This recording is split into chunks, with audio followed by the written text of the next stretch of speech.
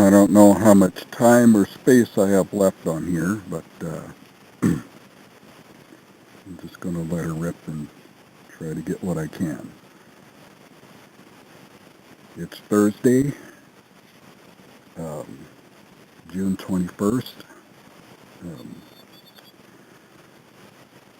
and we just passed solstice, which would be the shortest night of the year, although we haven't had night for quite some time around here. So it's easy to not notice what happened, but I like to keep track of things like that. What it really means is that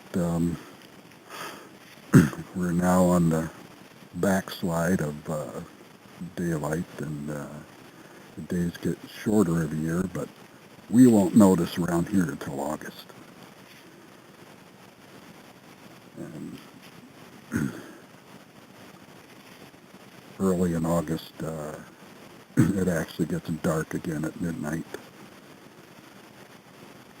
Or actually, it'll get dark at 2 o'clock in the morning because we are, for some strange, unbeknownst weirdness, on Alaska Daylight Time. We're living here in a place where it does not get dark. There is no daylight to save. Anytime you're outside, it's just as light as it is right now at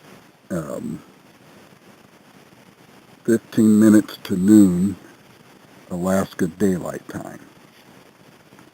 And it looks just like this at midnight.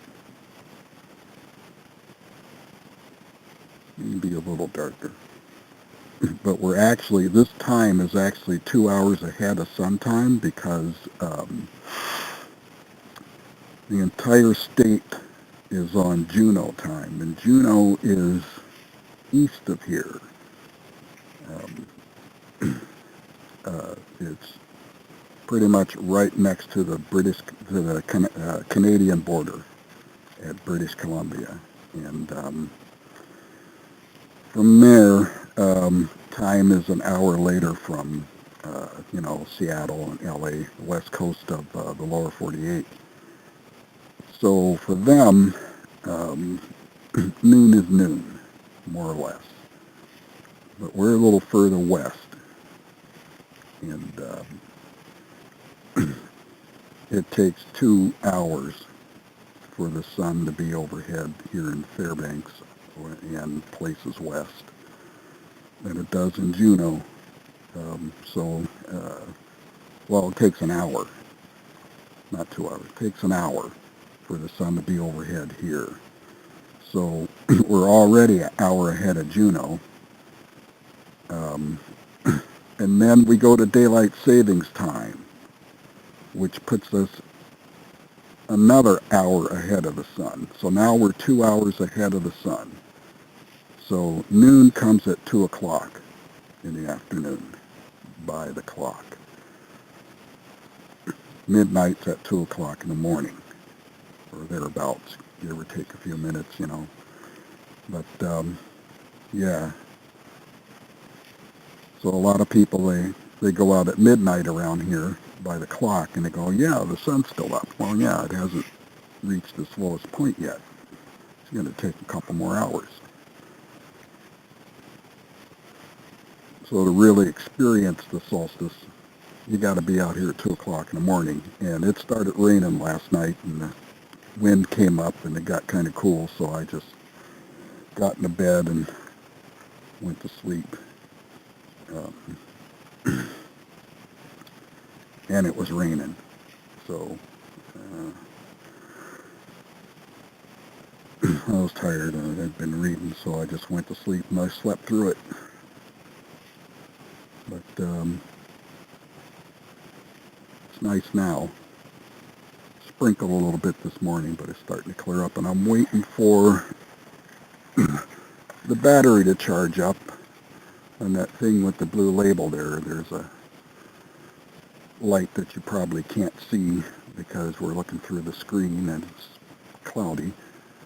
But there's a light on there that says that the battery is charging, and I'm waiting. There's another light above it.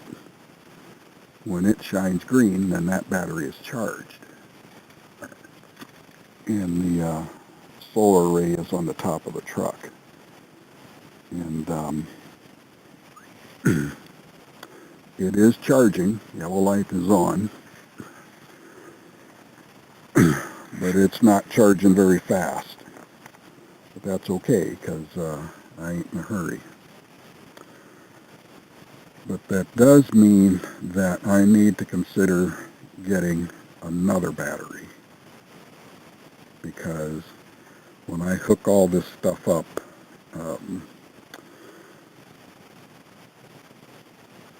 it's if it was just this stuff hooked up to the battery, it would probably last a couple days without a charge, and a lot longer than that if it's hooked up to the solar array, because it'd pretty much never go dead if it was just this. But that raft down there got that electric motor on it, and out here on this lake, I was putting around out there, and it's got 5 power settings, and I never went above 3, and mostly just use 1, and that was pretty good for getting around the lake at about 5 miles an hour, about as fast as a person can run, and which was good enough, because around the corner there, that's pretty much one end, and back around here, that's the other end, and that's maybe, there's a 5-foot deep spot right in the middle there, but most of it's only 3 feet deep. And you get out here, and it gets out to maybe 10, 13 feet until you get out in the middle there at that end, and it gets as deep as, I believe, 21 feet. So it gets pretty deep over there. And there could be some big ones lurking out there. I did get a couple of hits on the fish finder there, so it's worth it to go out there and spend some time. But I didn't get my fishing license yet, so I didn't want to take the risk. And I'm pretty far out here, but the way things always work, the second you do something illegal, that's when the authorities show up, you know, and I just didn't want the hassle.